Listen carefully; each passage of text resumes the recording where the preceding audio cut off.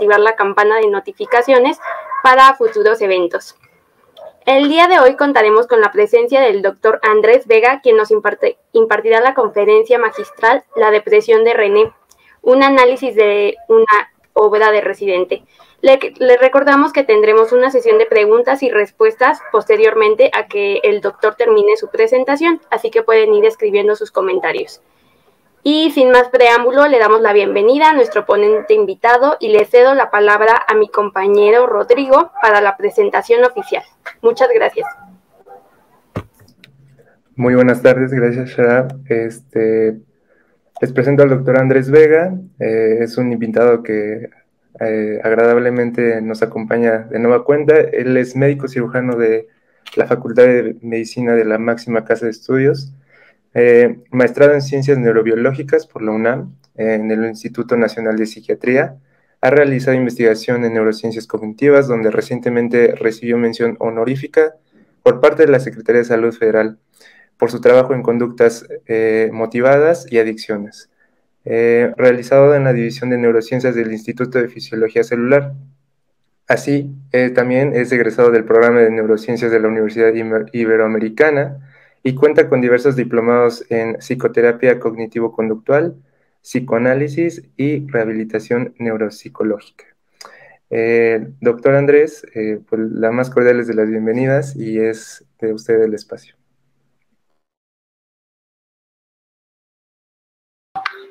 Muy buenas tardes a todos, muchas gracias por esta nueva oportunidad más de que podamos estar compartiendo una sesión en la cual, a diferencia quizás de algunas otras que hemos tenido anteriormente, me gustaría que lo hagamos mucho más flexible, más libre, porque vamos a hablar, pues en primera instancia, de un tópico que está más bien relacionado con el arte, con una expresión artística, como lo puede ser quizás el rap. Así que me gustaría que hagamos una sesión un poco más relajada en esta ocasión, donde podamos disfrutar de una pieza de arte y sobre todo donde podamos disfrutar de cómo nosotros podemos llegar a expresar nuestras emociones, nuestros pensamientos y muy importantemente los procesos psicopatológicos y las enfermedades que puedan estar atañendo a nuestra salud mental. Así que poder hacerlo visible desde esta perspectiva creo que es algo que nos puede ayudar mucho, siendo bastante flexibles. Nada más si alguien pudiera confirmarme que se está viendo la pantalla, se los agradecería mucho.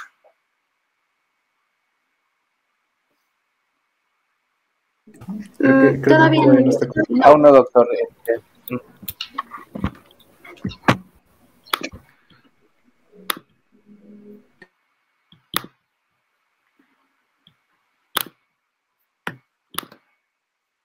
¿Listo? Sí, listo. Perfecto, muy bien. Entonces comenzaremos en esta ocasión con una reciente, más o menos reciente pieza que se llama René, del solista Residente, que si bien hoy en día está siendo más bien conocido por la controversia que está generando con algunos otros compañeros de la música, en particular esta obra nos va a ayudar a ilustrar mucho una gran cantidad de diferentes procesos psicopatológicos y diferentes enfermedades y trastornos de la salud mental que se pueden llegar a presentar de una manera más común y sencilla de lo que nos gustaría pensar.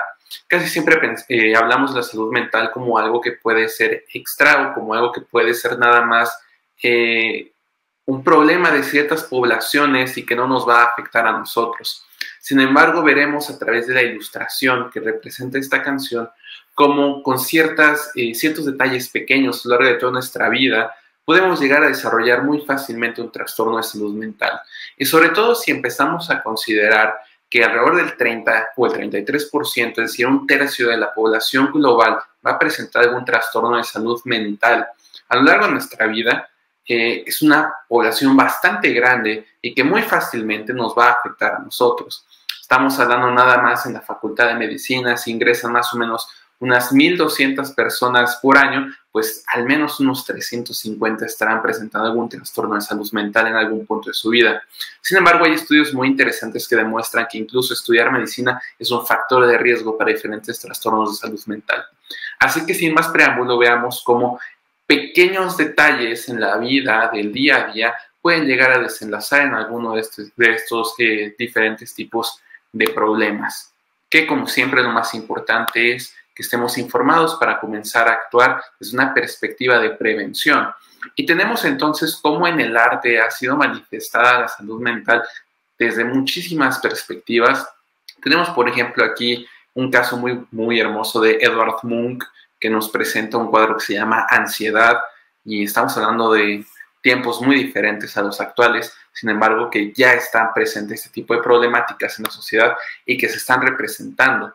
Y a través también del arte es que podemos desarrollar, por ejemplo, enfermedades de carácter neurodegenerativas como una ilustración del sustrato neurobiológico que está ocurriendo.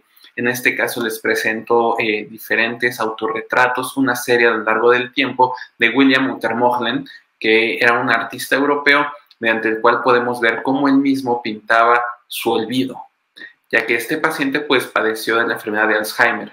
Y entonces, cómo a partir de esta condición de carácter neuropsiquiátrico, pues vemos que la representación de su propio rostro cambia. Y no solamente tiene que ver con una diferencia en cuanto a la expresión estética que quiere transmitirnos, sino que refleja enteramente el sustrato orgánico neurobiológico de su pensamiento, de sus emociones y finalmente de sus conductas.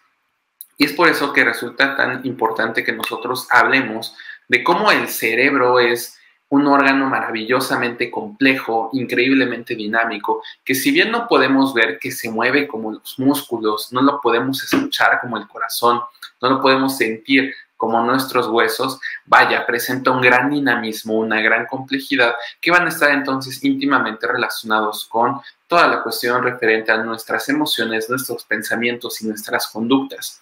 De tal manera que cuidar el cerebro como el órgano en el cual empieza la patogénesis de la salud mental va a ser fundamental para todos los médicos. No únicamente estamos hablando de que esto tiene que ver con los psicólogos, con los psiquiatras, sino que todo médico, y es más, todo profesional de la salud debe de estar relacionado con el cuidado integral del cuerpo humano y más allá de eso, con el cuidado integral de la persona que va a ser cada individuo. Y esta persona va a tener recibiendo sus emociones, sus pensamientos, el inicio de sus conductas justamente en este maravilloso órgano que es el cerebro.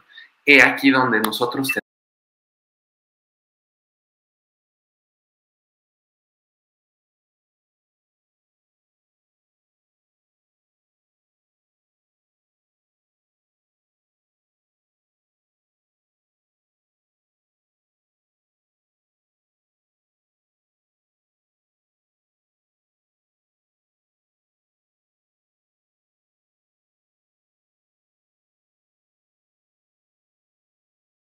En primera instancia vamos a ir fraccionando la canción en pedazos pequeños para que podamos ir viendo la letra y en general la música.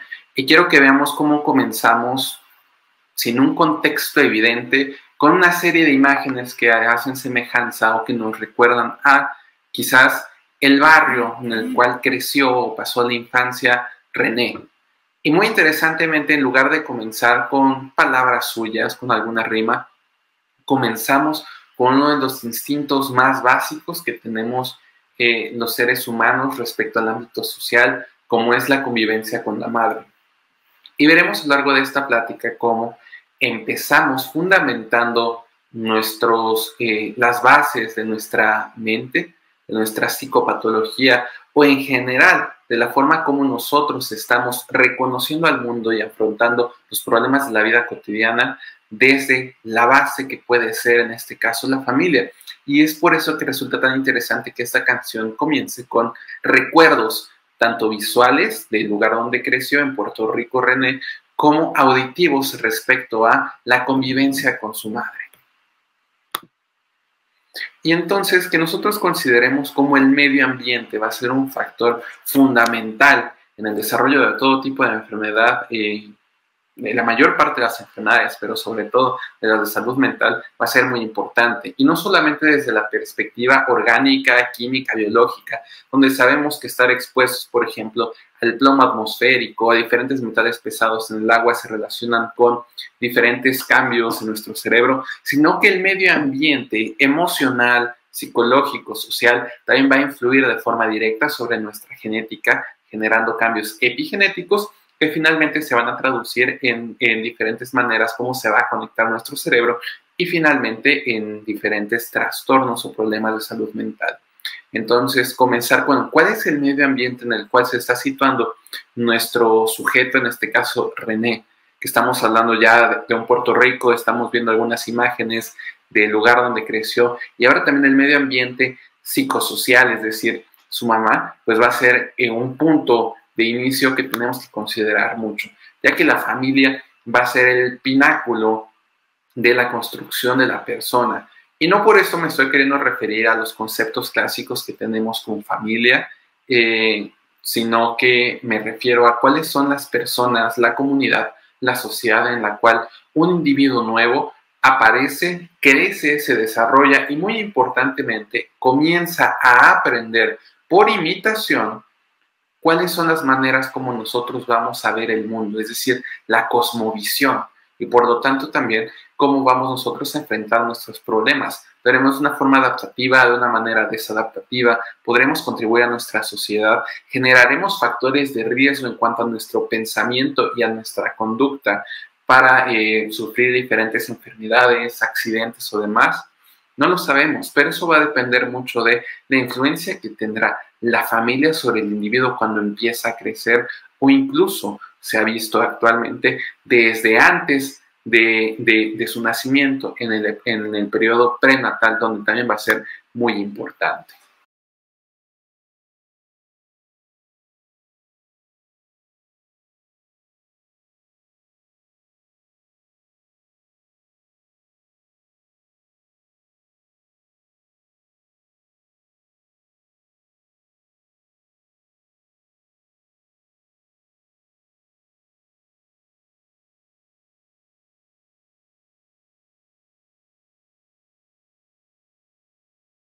De pasar de una introducción enteramente familiar de dónde comienza la identidad de René, automáticamente pasamos a su estado actual, donde nos refiere una breve semblanza de su identidad como músico, como artista, pero cómo la fija y la relaciona muy rápido, por ejemplo, con el primer trastorno de salud mental que vamos a ver el día de hoy.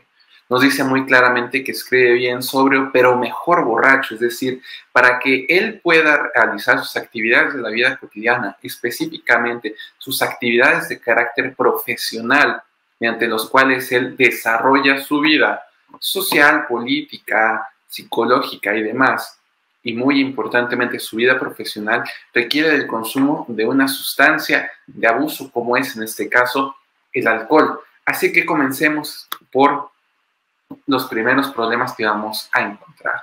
Sabemos que el alcoholismo es una de las enfermedades de salud mental más importantes de todas porque afecta a una gran cantidad de la población y que tiene repercusiones muy amplias. No solamente hablaremos de las repercusiones de carácter médico, que sabemos que daña claramente al hígado, que genera problemas degenerativos en el cerebro, tiene una gran cantidad de asociaciones con muchísimas otras patologías orgánicas, sino que también genera un factor de riesgo muy importante, por ejemplo, para accidentes y para violencia. Es más, podemos nosotros ver cómo el consumo de alcohol se relaciona íntimamente con el contexto familiar y el contexto social de los individuos. Para que una persona comience a consumir alcohol, no resultará ser algo tan fácil. Me gustaría que ustedes se pongan a imaginar la primera vez que consumieron alcohol en su vida. Seguramente a sus papás o algún amigo les dio a probar. Fue una cosa horrible. La mayoría de nosotros creo que percibimos el alcohol de una manera espantosa la primera vez que lo probamos. Sin embargo, conforme pasa el tiempo y nosotros empezamos a probar este tipo de sustancia mezclada con otros factores que la vuelvan mucho más apetitosa, más amigable, por ejemplo, con limón, sobre todo con azúcar y con diferentes sabores que puedan ser dulces, empieza a ser más aceptable este tipo de sustancias para nosotros y lo podemos entonces incorporar a nuestro repertorio de conductas que lleguemos a generar. Y más importante aquí, el aprendizaje del consumo de estas sustancias se va a empezar a asociar a ciertas actividades, sobre todo, por ejemplo, que sean recompensantes para nosotros, como descansar, como desahogarnos, ir de fiesta, tener convivio social, etc. de tal manera que podemos llegar a abusar entonces de los efectos psicoactivos de este tipo de sustancias y ya no solamente usarlo para relajarnos, sino incluso abusar de ellas. Es por eso que resultará ser tan importante como el alcohol, a diferencia de muchas otras sustancias de abuso, y en general la mayoría de ellas ilícitas, va a representar un problema de salud pública por los riesgos que va a estar generando. En esta tabla, por ejemplo, podemos ver muy claramente cómo el alcohol es la principal sustancia de abuso que va a generar daño tanto para el usuario que lo está consumiendo como para las personas que lo están rodeando. Aquí en color azul, por ejemplo, podemos ver el daño que le va a generar la droga hacia el usuario que la está consumiendo y en color morado lila hacia las otras personas.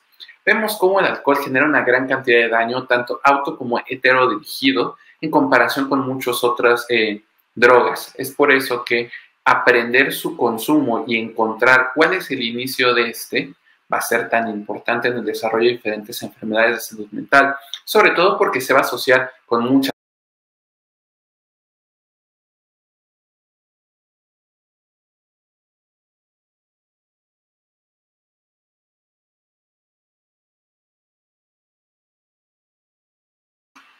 Y tenemos como entonces en los siguientes segundos, dentro del primer párrafo de la canción, nos habla otra vez de su condición de salud mental y automáticamente él es capaz de vincular el consumo de alcohol con la depresión y con el estrés crónico. Ahora, recordemos cómo la depresión es el trastorno de salud mental y por eso mismo podríamos decir que el trastorno de salud de manera global más frecuente de todos. De hecho, la OMS nos calcula que dentro de no muy poco va a ser la principal causa de discapacidad a nivel mundial.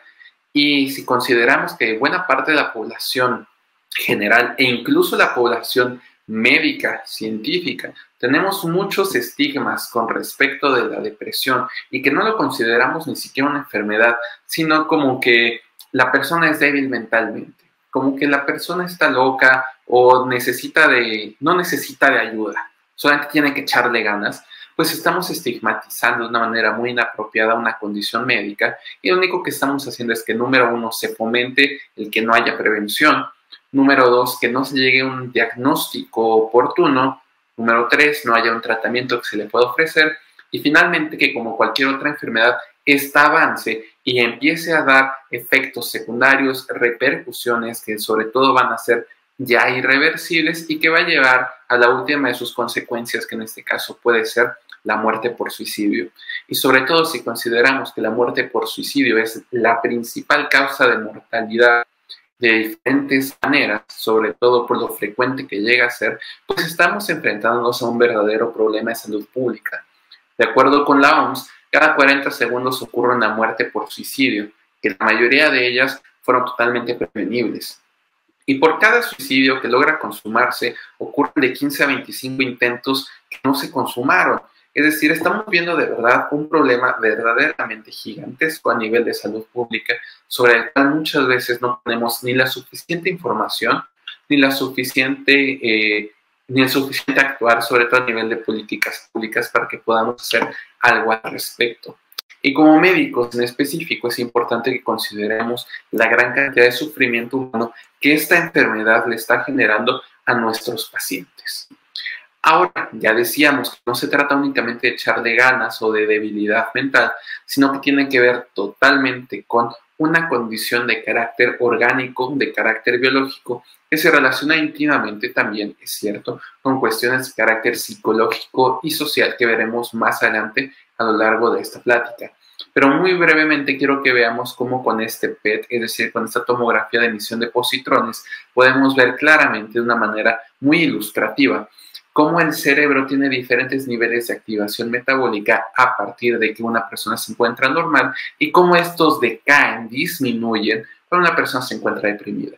Esa es una manera muy caricaturesca como nosotros podemos decir, aseverar que existe un daño, una condición orgánica, biológica respecto a la depresión y que no es únicamente los pensamientos y la falta de deseo de la persona solo porque sí, sino porque existe una condición orgánica, biológica de base que va a estar determinada, sí es cierto, por el genoma, por la parte genética hereditaria, pero que muy importantemente va a estar dada a ser expresada a partir de los factores de los mecanismos epigenéticos, dentro de los cuales lo más importante que vamos a encontrar va a ser sobre todo el medio ambiente, tal y como René comenzó con su canción del día de hoy.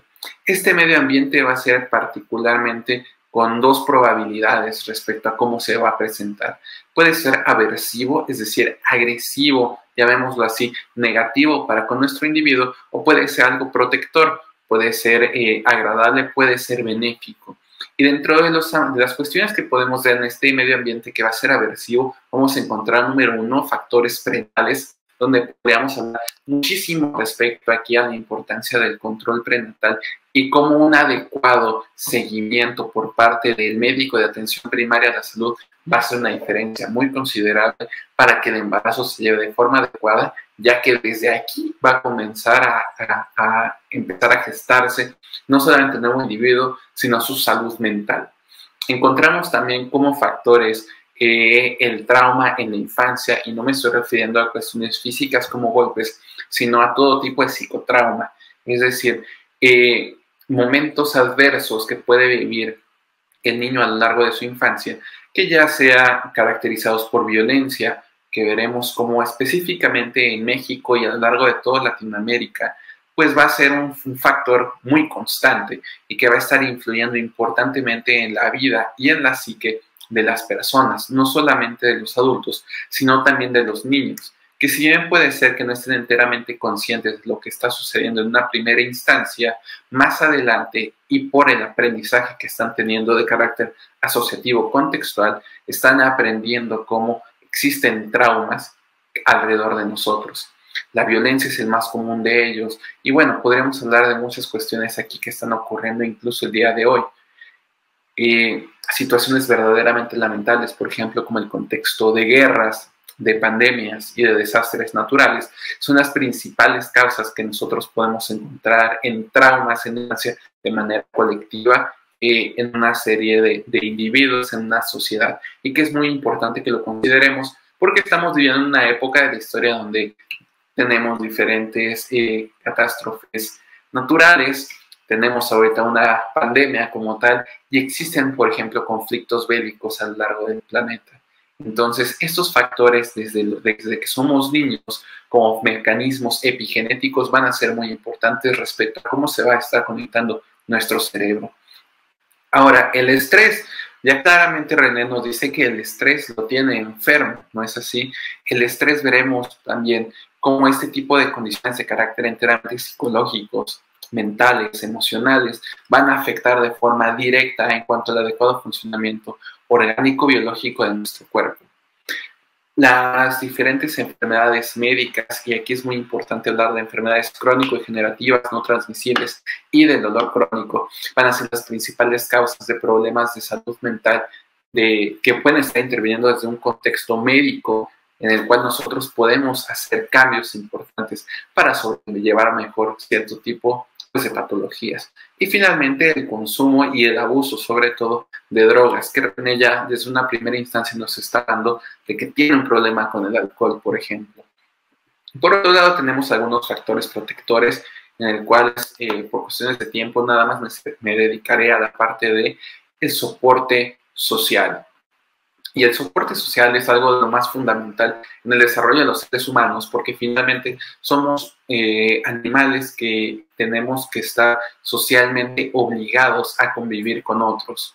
Es una condición que neurobiológicamente tenemos ya como una impronta y como una necesidad, y que cuando nosotros la tenemos ahora, es decir, tenemos una red de apoyo, muy fácilmente nosotros podemos tener una protección considerable a la gran cantidad o la mayor parte de los trastornos de salud mental.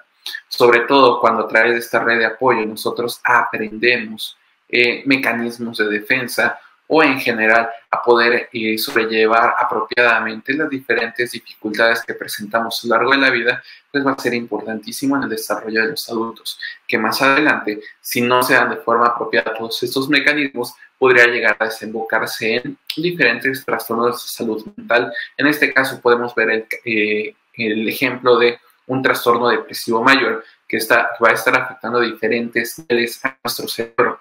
En primera instancia, sí, la cuestión conductual, donde veremos cambios en cuanto a los síntomas de carácter afectivo, cognitivo, somático, vegetativo, a nivel, por ejemplo, de la conectividad que tiene nuestro cerebro, y veremos cómo hay ciertas áreas de nuestro cerebro que van a estar cambiando, reorganizándose gracias a la neuroplasticidad de forma secundaria a los problemas que tienen esos factores epigenéticos, como por ejemplo cambios en cuanto a los volúmenes de ciertas áreas cerebrales, de los circuitos de afectivos y de la saliencia, de red neuronal por defecto, de control cognitivo, etcétera.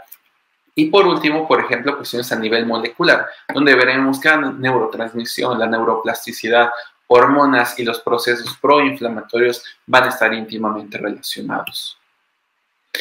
Y dentro de estos veremos cómo el estrés, sobre todo el estrés crónico, o mejor dicho, el distrés, va a ser uno de los principales factores que van a estar aportando la generación de diferentes trastornos de salud mental. Recordemos entonces cómo el estrés es un factor completamente fisiológico que nos ayuda a la supervivencia. Sin embargo, cuando este estrés se mantiene de manera constante y empieza ahora a afectar al individuo, lo llamaremos distrés. Este distrés en combinación con la depresión, por ejemplo, nos puede llegar a generar diferentes cambios neuroplásticos que van a ser verdaderamente problemáticos para la adecuada salud de nuestro cerebro. Por ejemplo, nosotros podemos ver que una persona que tiene estrés y depresión, que son factores enteramente psicológicos, no es como que está entrando algo de forma directa al organismo, van a estar provocando una atrofia neuronal por diferentes mecanismos plásticos, específicamente en neuronas corticales que podamos nosotros llegar a asociar con cuestiones de carácter cognitivo, por ejemplo, de juicio. En este caso tenemos de ilustración la neurona de la corteza prefrontal. Y veremos por otro lado cómo neuronas que están relacionadas más bien con comportamientos instintivos o con pensamientos menos adaptativos, menos regulatorios de forma negativa, pues van a estar teniendo en cambio una hipertrofia neuronal, de esta manera facilitando ese tipo de vías que van a ser mucho más instintivas. En este caso tenemos el ejemplo de una neurona espinosa mediana del núcleo accumbens. Y recordaremos entonces cómo las conductas de los individuos están principalmente manejadas por la motivación y por el circuito de recompensa, que sabemos clásicamente que inicia como la fuente de la dopamina desde el área ventral tegmental, y esta a su vez va a proyectar una gran cantidad de diferentes partes de nuestro cerebro, pero uno muy importante va a ser el motor de nuestras conductas, que va a ser justamente el núcleo accumbens, y este a su vez va a estar proyectando, por ejemplo, las cortezas prefrontales, donde predominantemente va a haber una inhibición negativa respecto a lo que nosotros querramos hacer o dejar de hacer para que pueda encajar nuestra conducta de una manera apropiada con las adaptaciones que implica nuestra sociedad. Es por eso que cuando este circuito no funciona de manera apropiada por diferentes cambios como los epigenéticos que mencionamos previamente, podemos llegar a tener problemas tanto emocionales como conductuales. Y muy interesantemente, veremos cómo con el consumo de sustancias de abuso, en este caso, por ejemplo, tenemos con la marihuana, pero que también se da con cualquier otra sustancia de abuso que pueda llegar a generar este tipo de impulsos en la red y en los circuitos de recompensa dopaminérgicos, pues veremos que va a estar propiciando una desinhibición córtico-subcortical, en la cual podremos ver que áreas de carácter, sobre todo cognitivo, como por ejemplo la corteza prefrontal, ya a un nivel más bien como de juicio o de interacción social, pues van a verse disminuidas en su actividad. Por ejemplo, podemos ver importantemente cómo estas, al estar regulando de forma negativa, van a presentar una disminución del GABA y un aumento de las expresiones de subunidades de glutamato, haciendo que en lugar de que sean con el tiempo de una exposición crónica, en lugar de que sean unos adecuados controladores de los impulsos, pues dejen que fluyan únicamente sin más.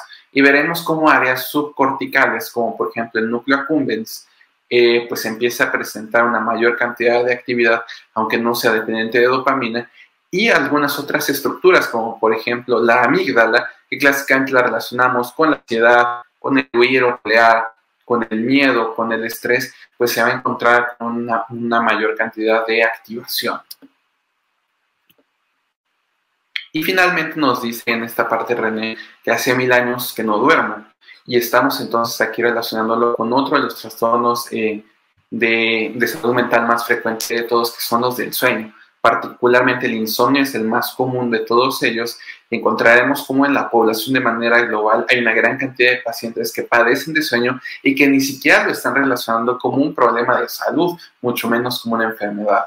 Y si en específico hablamos de estudiantes de medicina que pasamos mucho tiempo despiertos, tratamos de estudiar a la noche, muchas veces porque no tenemos adecuados hábitos y estrategias de estudio, pero que más adelante, por ejemplo, en el internado, servicio social y residencia, nos veremos en la necesidad de tener que rolar turnos y tener que trabajar fuera de lo que generalmente nuestro sistema circadiano está adaptado, pues empezaremos a generar, por ejemplo, problemas de trastornos del sueño. En específico, la depresión y el estrés se relacionan íntimamente con el insomnio y son las primeras cosas que uno tiene que preguntar en su entrevista de salud mental o de psiquiatría, ya que es muy común que se presenten también junto con estos otros padecimientos.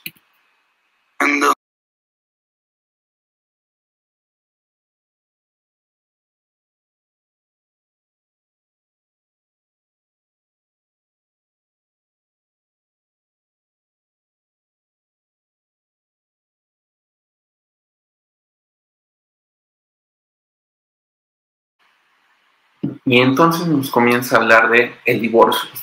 De pronto nos habla de cómo está y de la nada pasa hacia el divorcio, hacia la condición de su estatus social, por ejemplo, en el cual se encuentra. Y si consideramos que el divorcio es un problema emocional para muchas personas, porque generalmente se asocia con una gran cantidad de otras pérdidas, podemos considerar entonces el divorcio como un duelo, como un proceso en el cual el individuo está perdiendo algo que tenía, ya sea un estatus, ya sea un objeto, una persona, una relación.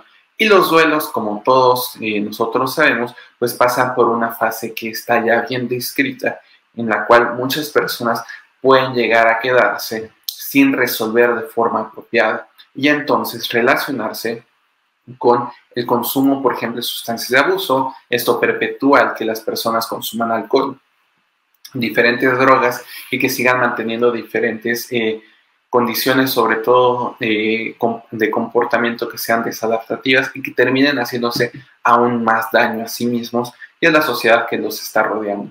Es por eso aquí como el que nos mencione rápidamente que su condición social tiene que ver con el divorcio, es decir, con un duelo, resulta ser algo tan importante porque nosotros tenemos que hacer intervenciones de carácter social aquí también en esta área. Ahora, ¿cómo podemos hacer intervenciones de carácter social? A través de las redes de apoyo. Él nos dice que ha perdido también sus redes de apoyo, es decir, sus amigos tampoco lo conocen ya. Y esto no solamente es triste desde muchas perspectivas, sino que representa un foco rojo, porque como habíamos visto en diapositivas anteriores, las redes de apoyo son el principal factor protector que nosotros tendremos para las redes para evitar un trastorno de salud mental. Entonces, cuando son pobres las redes de apoyo, hay un gran riesgo para desarrollar trastornos y adicionalmente hay un gran riesgo de que el paciente no tenga un apropiado apego hacia el tratamiento. Es por eso aquí que nosotros podamos apoyar a no solamente a nuestros pacientes, sino traspolémoslo, por ejemplo, a nuestros familiares, a nuestros amigos, nuestro primo, a nuestro abuelo, que tienen riesgo de suicidio. El que nosotros de verdad los apoyemos puede hacer la diferencia para que esta persona que está ya usando una condición médica en la cual tiene mucho sufrimiento pueda llegar a solucionarse y revertirse mediante el apoyo profesional totalmente. Pero eso se logra gracias a las redes de apoyo. Si nosotros no las tenemos va a ser muy difícil y es por eso que el hablar de trabajo social, esta área que casi nunca conocemos los médicos, que es más, casi nunca sabemos ni en qué parte del hospital se encuentra trabajo social, va a hacer la diferencia en que nuestro tratamiento sea verdaderamente integral. Porque el trabajo social se va a encargar justamente de hacer evaluaciones e intervenciones mediante las cuales nosotros podamos hacer que Tomar la medicina, tomar la pastilla es lo de menos, pero poder generar una red de apoyo que sea fructífera es lo que verdaderamente puede llegar a ser más complejo, y eso los médicos casi nunca lo hacemos. Es más, ni siquiera damos una más mínima orientación para ello, ni tenemos conciencia o noción de la importancia que presenta la red de apoyo. Así que, si están ustedes en ciclos clínicos, en el futuro cuando estarán, al menos ubiquen dónde se encuentra el trabajo social y cuando.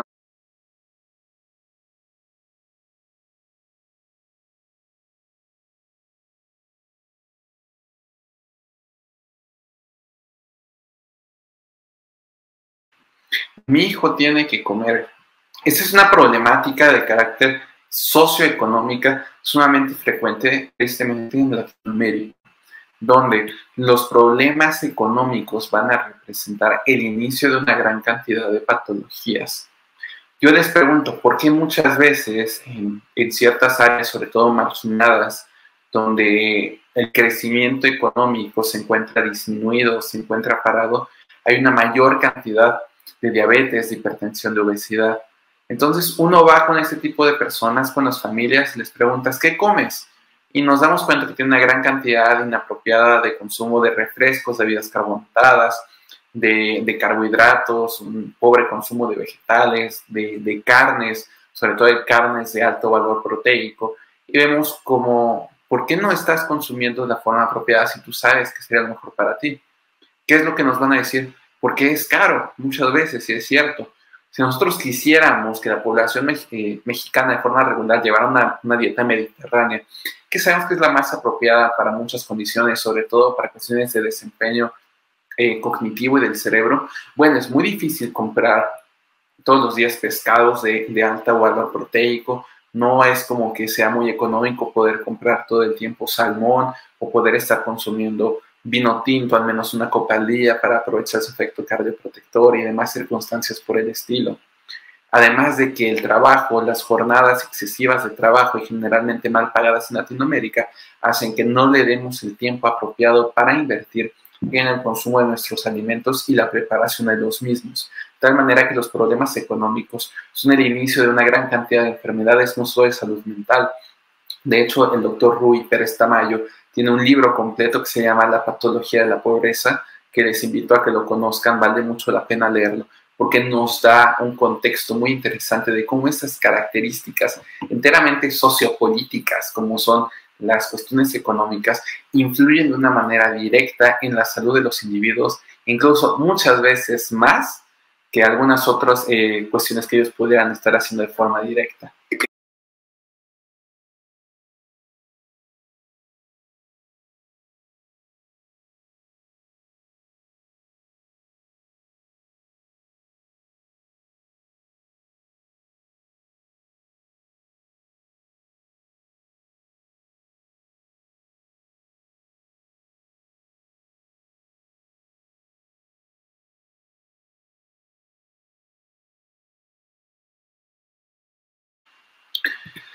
Qué difícil de verdad es esta parte en Latinoamérica, en este caso Puerto Rico, pero que aplica muy fácilmente a México y a la mayor parte de nuestros países, donde la violencia es un común denominador que podemos encontrar muy fácilmente, y que va a afectar de forma directa, claro, a cómo nosotros nos encontramos, a nuestra salud física y mental, de una manera muy directa, y es por eso que nosotros podemos encontrar que la mayor parte de los suicidios se encuentran en general en países en vías de desarrollo, donde la violencia es muy común que la encontremos desde distintas perspectivas. En el caso de René, que nos dice que su mejor amigo de la infancia, la persona mediante la cual estaba construyendo una red de apoyo, pues fue asesinado por policía, pues estamos hablando de una verdadera problemática de carácter social. No es algo enteramente médico, pero es algo en lo cual los médicos deberíamos de meternos más y tomar más cartas en los asuntos de la generación de políticas públicas.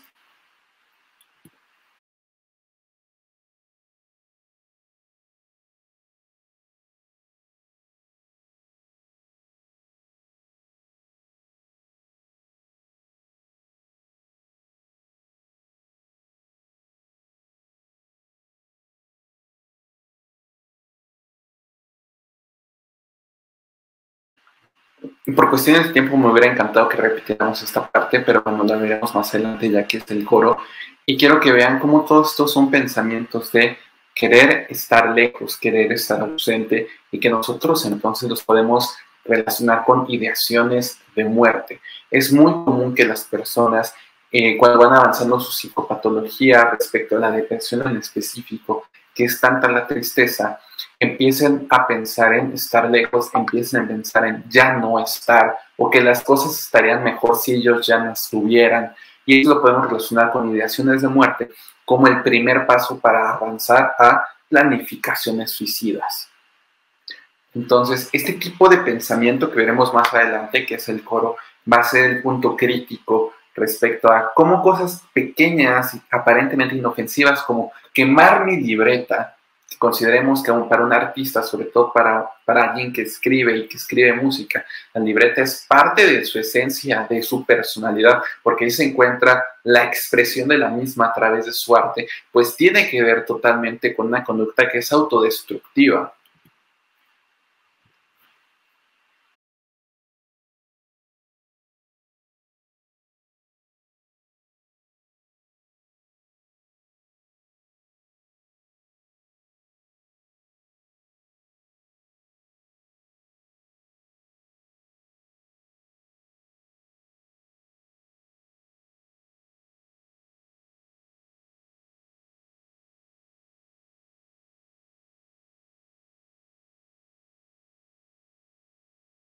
Y vemos cómo a pesar de la problemática económica por la cual estaban cursando, nuevamente la familia, y no me estoy refiriendo a una familia clásica forzosamente, sino a las personas que están rodeando al individuo, va a ser crítico respecto a el desarrollo que esta persona va a estar teniendo tanto en su vida biológica como en su vida emocional y su vida psicológica, y por lo tanto en la salud directa de su cerebro. Y aquí nos habla claramente cómo su padrastro, no su padre, sino su padrastro, está jugando un papel importante en su desarrollo como individuo.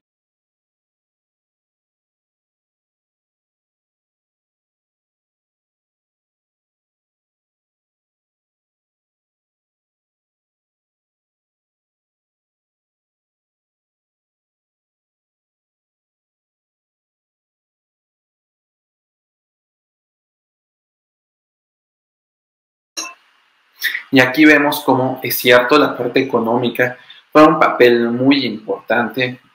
Regresamos a la parte de la patología de la pobreza. Sin embargo, el apoyo de las redes de apoyo es todavía mayor, es muchísimo más grande que los problemas de carácter económico.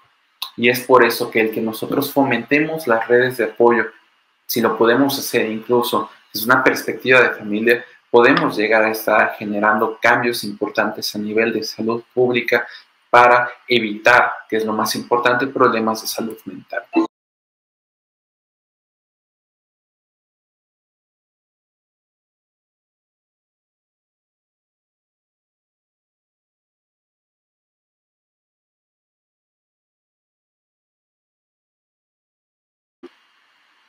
Y aquí vemos cómo el contexto social sigue siendo la raíz, la fuente de los problemas que terminaron desarrollando el trastorno de salud mental de René. Que es un trastorno bastante complejo, podemos ver que tiene un abanico de problemas bastante grande, muy interesante, pero que todo comienza con los duelos, con las pérdidas, con los problemas de carácter psicosocial.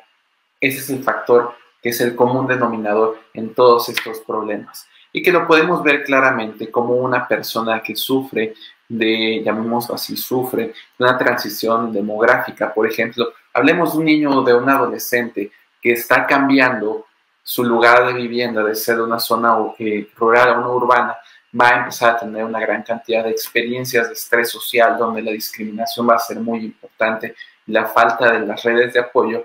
Estas pues van a estar generando cambios genéticos y epigenéticos que van a pues promover sensibilizaciones al estrés social por parte de su desarrollo neuronal, y podemos verlo esto claramente en cambios plásticos, por ejemplo, en cuanto a la funcionalidad estructural de diferentes áreas, como el giro del símbolo en su porción anterior, que si se llegan a perpetuar este tipo de problemáticas de estrés social, pues va a terminar generando una desinhibición córtico-subcortical, como lo veíamos al principio de esta plática, que va a generar todavía más riesgos para otros problemas de salud mental, como en este caso la psicosis.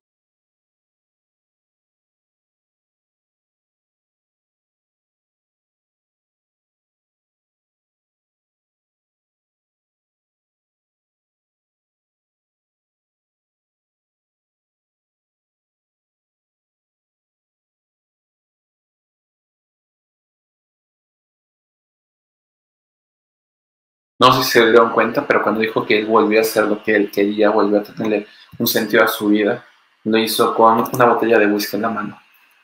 Dato importante. ¿Por qué? Porque a final de cuentas todo esto le llevó a la frustración de que hizo lo que quiso, sin embargo no se sentía feliz, estaba frustrado y su abuela nunca lo vio tocar en el estadio. La frustración es nuevamente un punto crítico en el cual es difícil de salir adelante si no tenemos una adecuada red de apoyo.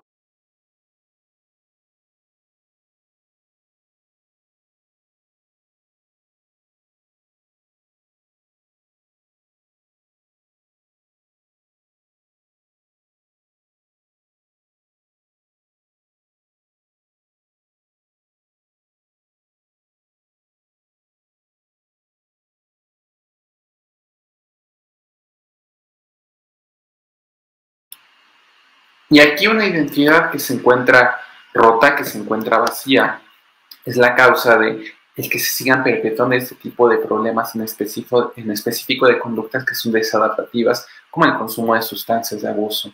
Y entonces vemos cómo empieza a generarse una bola de nieve respecto a todos los trastornos de salud mental, que empieza con uno, se generan más, se van agravando, se agrega otro, y de esta manera generamos un verdadero problema que no solamente es para el individuo, un sufrimiento, sino también para la gente que lo empieza a rodear, que termina generando la última de las consecuencias, que es una pérdida total por el deseo de la vida, que terminará llevando a nuestro paciente a una ideación, a un plan y a un intento suicida.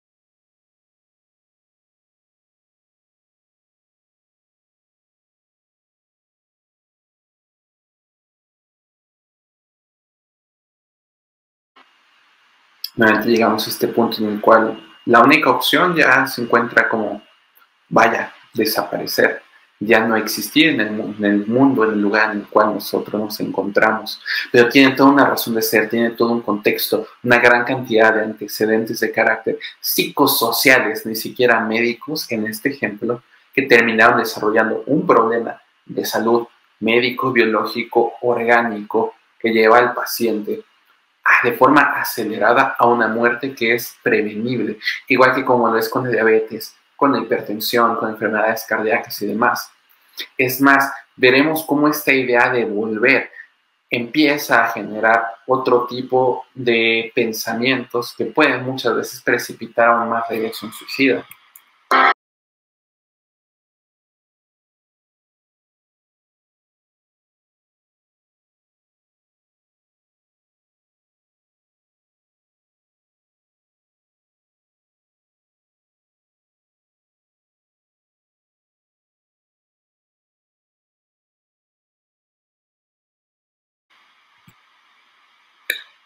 Y este tipo de depresión en específico que él nos está hablando, podemos ver que se caracteriza mucho por la anedonia, es decir, esta falta de placer por las cosas que antes nos generaban gusto.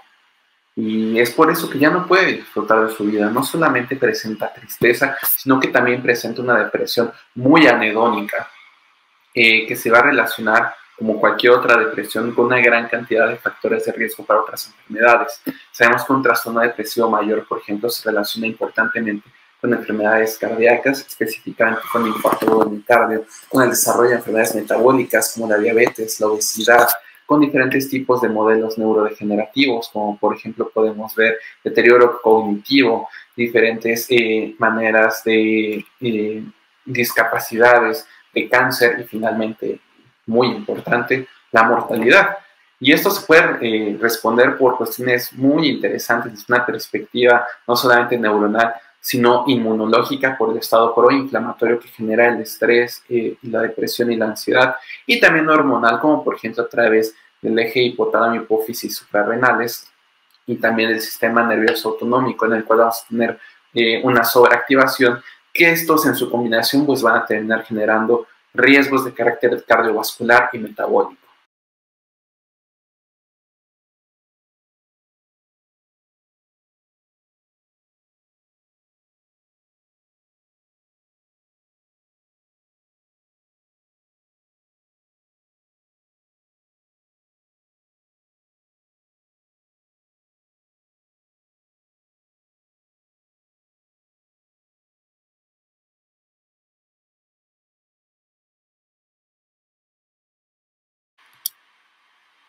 El pasado es algo muy complejo que termina generando nuestro presente y finalmente nuestro futuro.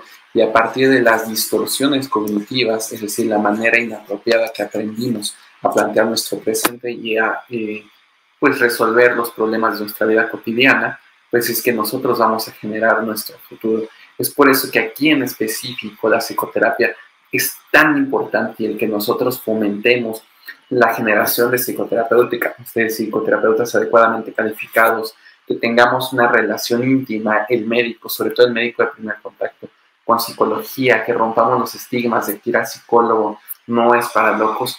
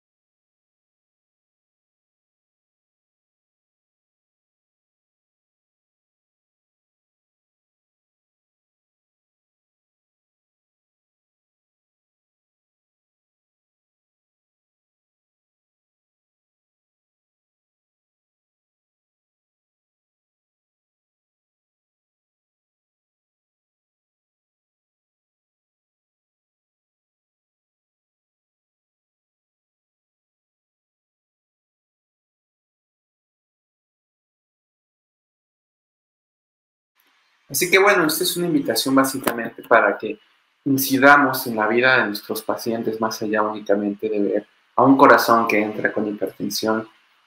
Veamos a una persona que tiene todo un contexto, que tiene un sufrimiento, que ha sido despersonalizado y que eso le está llevando pues a que ya no tenga una razón de estar aquí.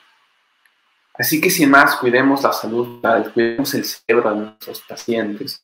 Por eso es lo maravilloso de la medicina, ¿no? La parte humana, justamente.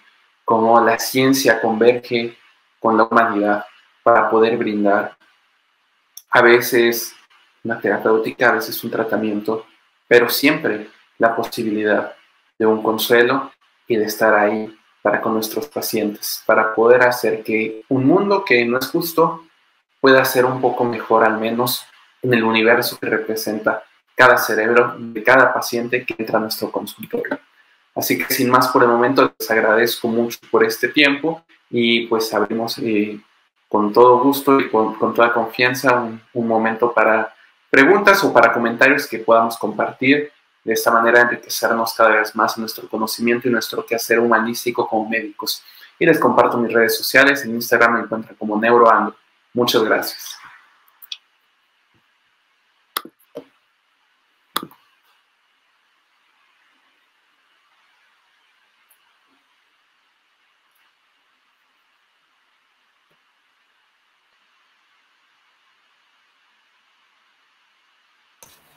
Estoy hablando y está apagado. Ahora sí me escucha, ¿verdad, doctor? Sí, se escucha bien. Muchas gracias por la ponencia. Voy a comenzar con la lectura de las preguntas.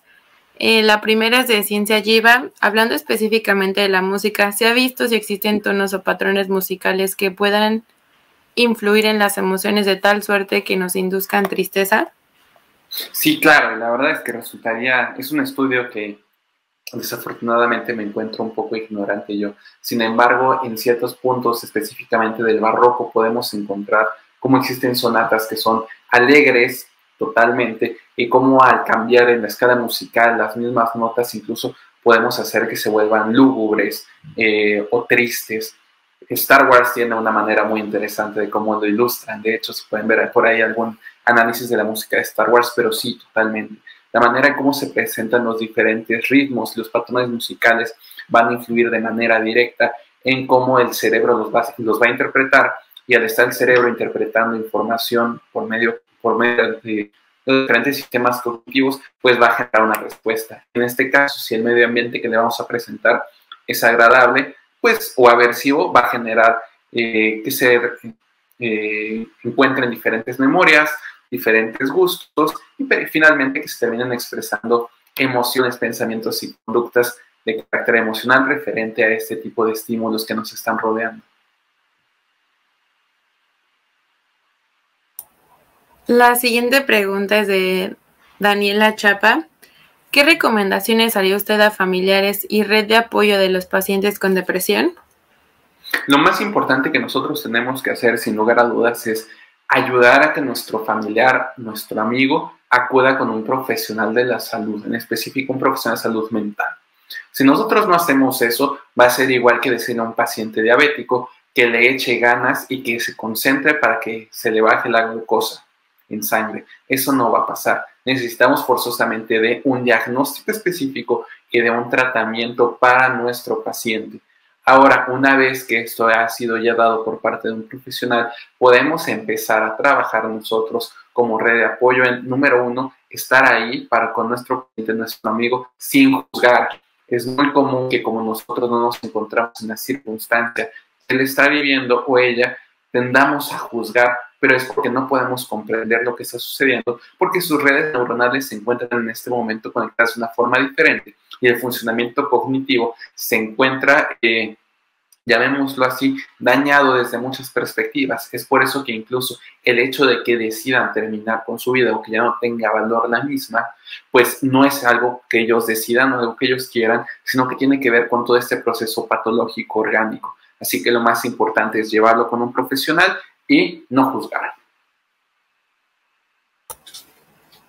Muchas gracias por contestar, doctor. La siguiente pregunta es de Marco Jiménez. Durante la canción suenan circunstancias comunes y es por eso que la mayoría nos podemos identificar con ella. ¿Se podría generalizar que nuestro desarrollo socioeconómico defina nuestra salud mental? Tiene mucho que ver, indiscutiblemente. Podemos regresar a este maravilloso libro de Rui Pérez Tamayo sobre la patología de la pobreza. Y creo que en general todas las personas que nos encontramos en Latinoamérica nos podemos sentir muy identificados con este tipo de problemáticas que afortunadamente o desafortunadamente son muy diferentes de las que se están viviendo en otras partes del mundo. Pero en Latinoamérica es muy homogéneo este tipo de problemáticas de carácter sociopolítico económico. Sabemos que sí, la parte económica influye muy importantemente, pero como René bien lo dijo, hay días que comían de oro, a veces de microondas, pero a mí siempre nos alegraba el día. Es decir, la parte social todavía puede imperar mucho más allá de la cuestión económica, que no siempre podemos hacer intervenciones, no siempre nosotros podemos decidir ganar más, hacer que nuestro padre tenga un trabajo, o que el país en general deje de tener la inflación que está teniendo, pero sí podemos hacer intervenciones de carácter social simplemente teniendo un trato humano.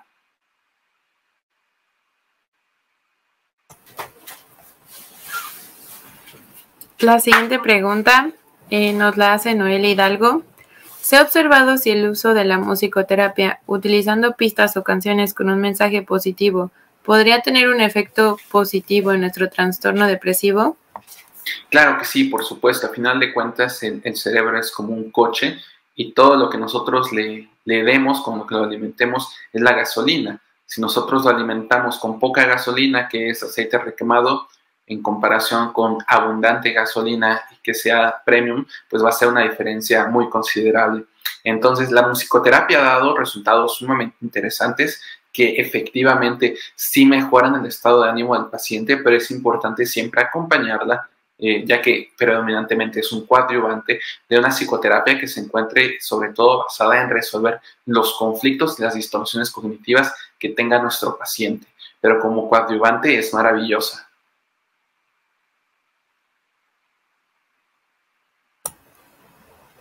Asco o SIG Difusión nos pregunta: ¿es cierto que durante la residencia médica es común ver que los médicos con planes de suicidio pierden interés en su cuidado personal y pueden verse en un estado maníaco? Particularmente nunca he visto un estudio que nos hable de estados maníacos en residentes de medicina. No lo he encontrado, de hecho no he encontrado nunca, ni siquiera, yo no conozco el caso de alguien que haya presentado un episodio maníaco durante la residencia. Sin embargo, sí es muy común que se elevan las tasas de depresión y de acciones suicidas en residentes de una manera catastrófica verdaderamente, y hay estudios muy interesantes. De hecho, la UNAM lanzó uno el año 2021, lo publicó, sobre cómo los estudiantes de medicina de distintos niveles, pero sobre todo en los últimos años en internado y en la residencia, aumentan muy importantemente sus niveles de depresión y de pensamientos suicidas, totalmente.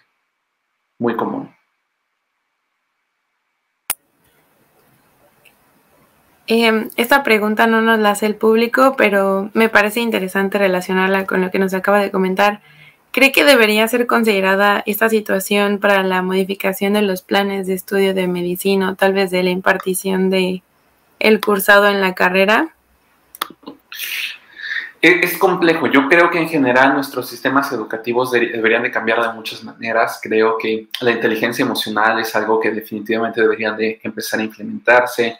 Salud financiera, por ejemplo. Hay una gran cantidad de cambios que nosotros podríamos hacerle a nuestro sistema educativo, sobre todo en medicina. Sin embargo, al menos aquí en México, donde tenemos dos problemas muy importantes con las residencias.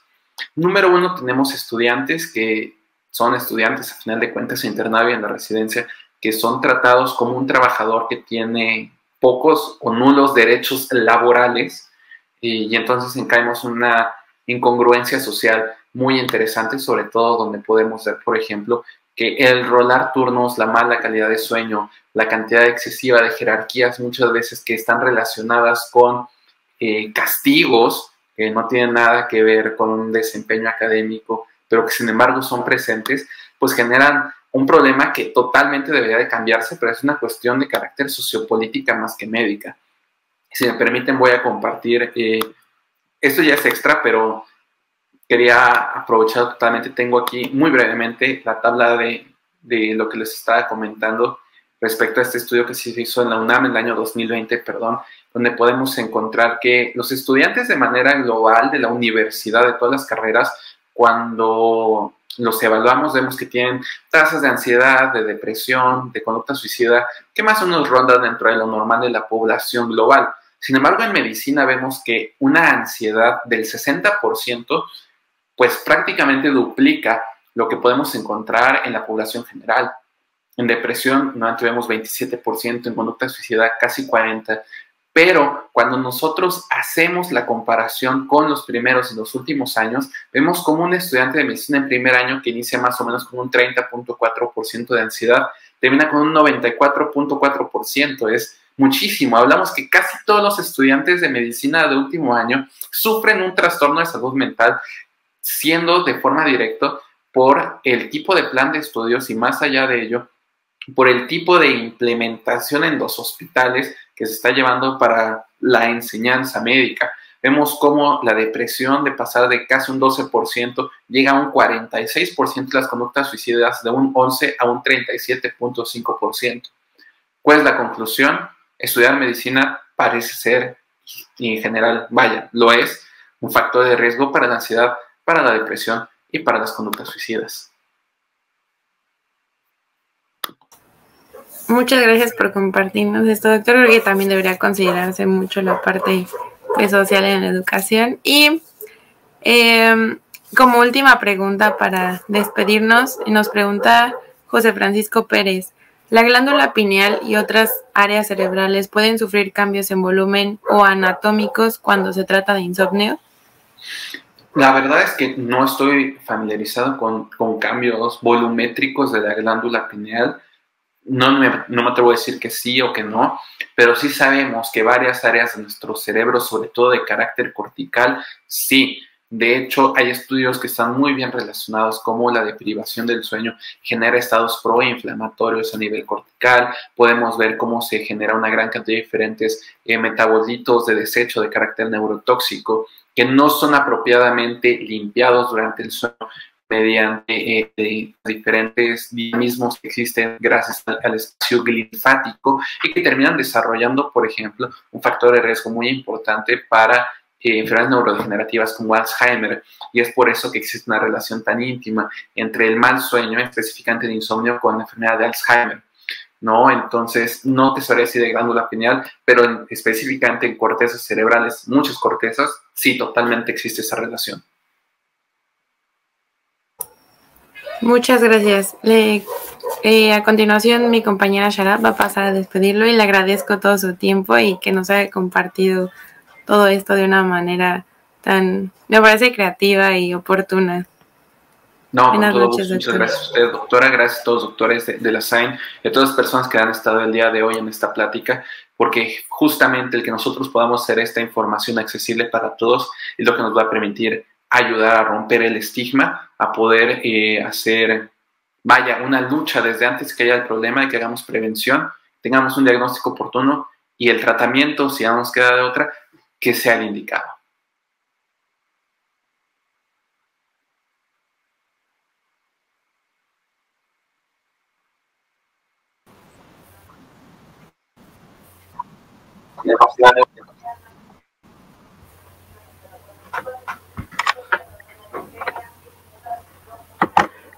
Participación el día de hoy con nosotros en SAIN México, y bueno, a todo nuestro público lo invitamos a seguir participando en nuestras actividades de divulgación y difusión en esta Semana del Cerebro 2022, y los seguimos esperando. Recuerden seguirnos en nuestras redes sociales, en Facebook, en Instagram, en YouTube, y utilizar el hashtag Semana del Cerebro en SAIN.